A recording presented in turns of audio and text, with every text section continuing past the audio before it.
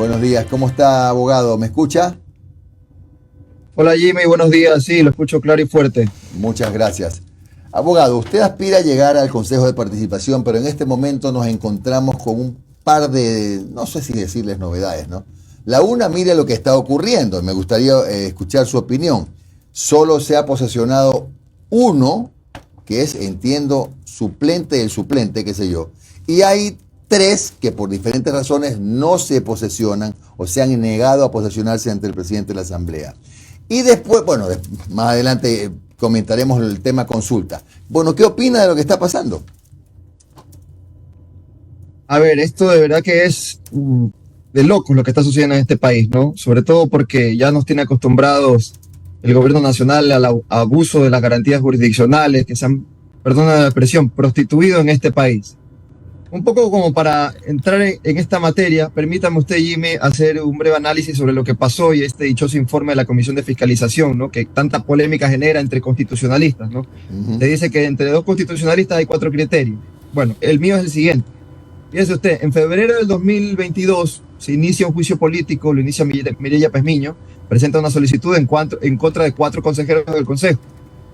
Si no me equivoco, en julio de ese mismo año, el asambleísta Ricardo Vanegas presenta otra solicitud de juicio político, pero en contra de los 7 consejeros. Así fue. ¿Qué es lo que pasa ahí? Se hace una cuestión bastante irregular, porque luego se unifica esos juicios políticos. Digo que es irregular porque la Ley Orgánica de la Función Legislativa, en el artículo 80.1, establece que la acumulación solo procede cuando hay identidad de objeto e identidad de sujeto. No era el caso en el presente juicio político, toda vez que las acusaciones políticas constitucionales que se ensayaron en contra de los 4 consejeros gobiernistas, por así decir, eran distintas, diferían a las de Dávalos y los consejeros de minoría. En todo caso, saltándose lo que establece el 80.1 de la ley, se acumulan estos dos juicios políticos,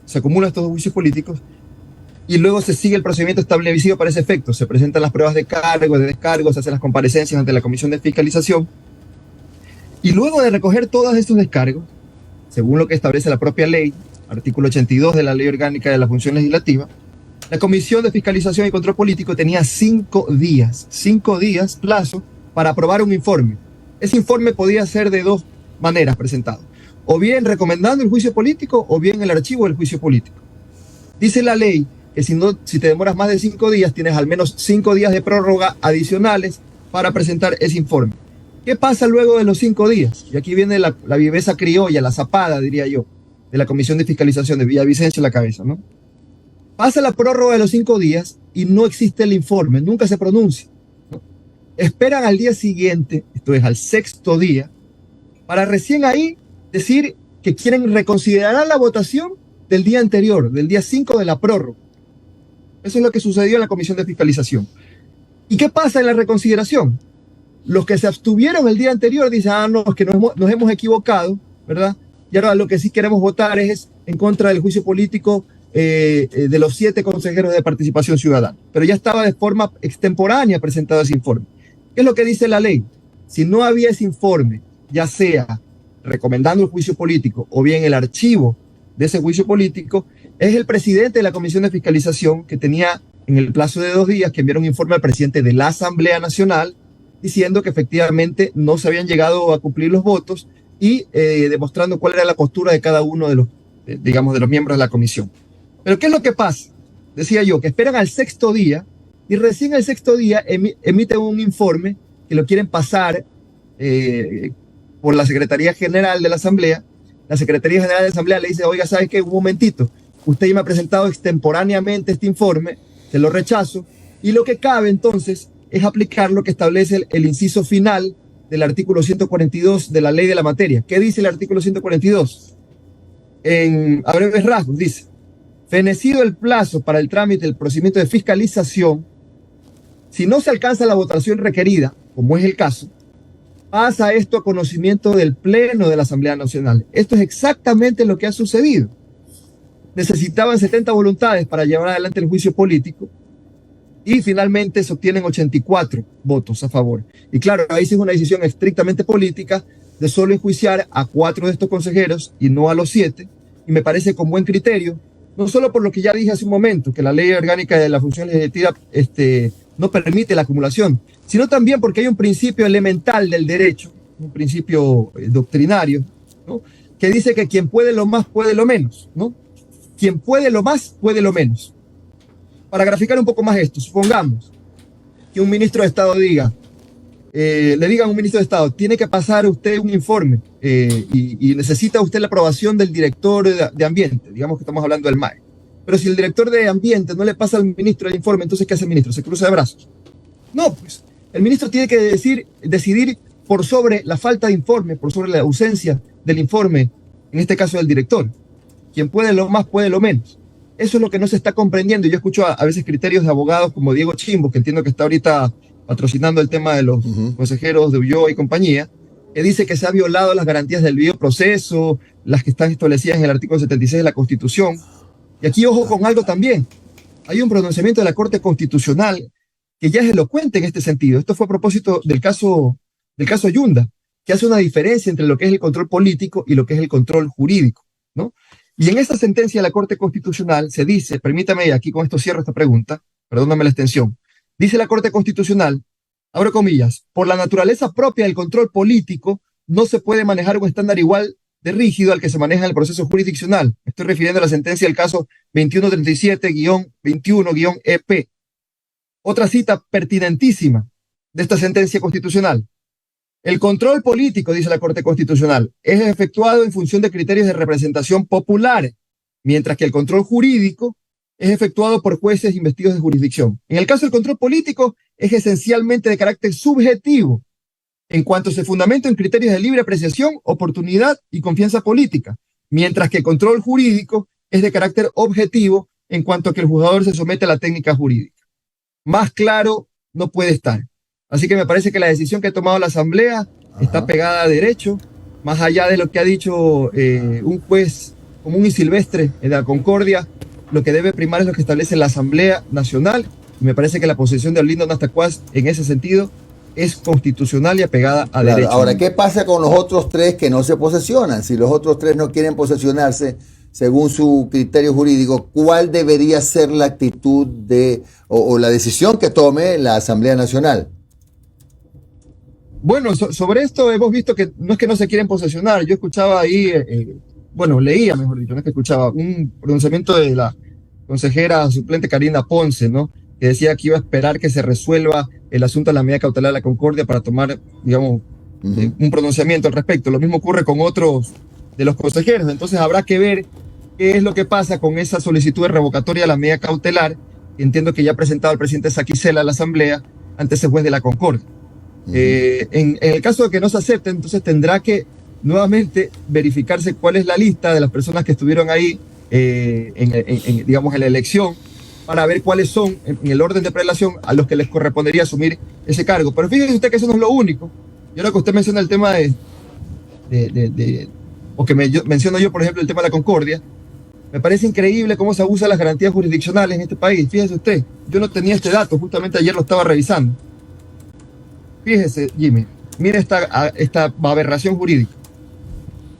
Resulta que se han presentado 15 acciones jurisdiccionales por el mismo tema. Por el mismo tema, 15 acciones jurisdiccionales, un récord Guinness en este país. Esto en detrimento de lo que establece el artículo 55, numeral 5 de la Ley Orgánica de Garantías Jurisdiccionales. ¿Qué dice ese artículo?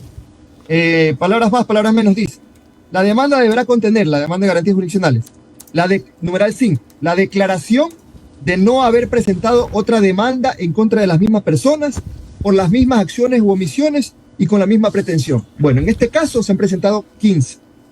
Solo en el cantón La Concordia se han presentado 7 acciones. Yo no tengo idea, la más peregrina idea de quién será este señor Manuel Párraga. Lo cierto es que este señor Párraga ha presentado 7 en La Concordia, y resulta que la última, la séptima, que es una medida cautelar autónoma, la conoce este juez Lindao, que acepta la acción cautelar. Pero no solo en La Concordia, hay otras acciones constitucionales presentadas en Balsar, en Rumiñahui y en Quito. Fíjese usted. Augusto. Si esto no es abuso del derecho, ¿qué es entonces? Augusto, buen día. Es absolutamente grotesco. Omar Jaén te saluda, ¿cómo has estado? Buen día. Hola, Augusto. ¿Qué tal, Omar? Un gusto saludarte. Augusto, mira, tú eres candidato a un Consejo de Participación Ciudadana que está en estos momentos en una pugna política. y que estamos a puertas de una consulta popular.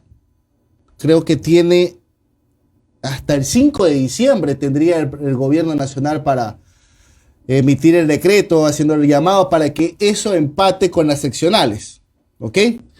Y sabemos que ya la Corte Constitucional dio luz verde a las dos preguntas reformuladas sobre el Consejo de Participación Ciudadana, que básicamente le quitan al CPCCS la facultad más importante que tiene actualmente, que es la designación de autoridades de control. Ahora, te pregunto, Augusto, ¿hay interés por parte de un candidato a participar o a integrar un consejo en donde ya eso tan importante, esa joya de la corona, ya no la van a tener si es que gana el sí en la consulta popular? Permíteme discrepar aquí con esto, Omar. Yo no creo que sea la facultad la atribución más importante de la asignación de autoridades de control. Es que es importante. Pues yo diría, tal y como fue pensado en la Constitución de Montecristi, este organismo, se entendía que debía ser el gran conector, esa gran bisagra, esa gran caja de resonancia de las demandas de la calle para interpelar a los órganos del poder público. Para hacer finalmente, ¿qué cosa? Ser los primeros fiscalizadores de los actos del poder público. ¿Cómo? A través de los mecanismos de participación ciudadana que establece la ley, que ahora mismo son letra muerta. ¿A qué me estoy refiriendo? Fomentar los observatorios ciudadanos, las veedurías ciudadanas, fiscalizar el cumplimiento de los presupuestos participativos de los gobiernos autónomos descentralizados, verificar que realmente se realicen rendiciones de cuentas robustas. Todo eso hace parte de las atribuciones del Consejo. Esta es la pata no conocida del Consejo, porque claro, yo he hecho este ejercicio en la ciudad de Guayaquil, haciendo encuestas ciudadanas. Cuando pregunto qué es el Consejo de Participación, la gente me dice, no tengo idea qué es esa vaina, o la otra opción es, esta es la institución en la que se reparten autoridades de control. Ciertamente este rubro, designación de autoridades de control, es importante, pero no es la única. Yo he escuchado a ciertos colegas que dicen, si se les acaba entonces ya las atribuciones, la razón de ser. No es así. Pongamos por caso, que prosperen esas dos preguntas en la consulta popular, ¿no? Que tienen como único interés finalmente esa consulta, más allá de las otras preguntas, gancho, de la extradición y todas estas tonterías que presenta el gobierno. La única intención es apoderarse de las autoridades de control.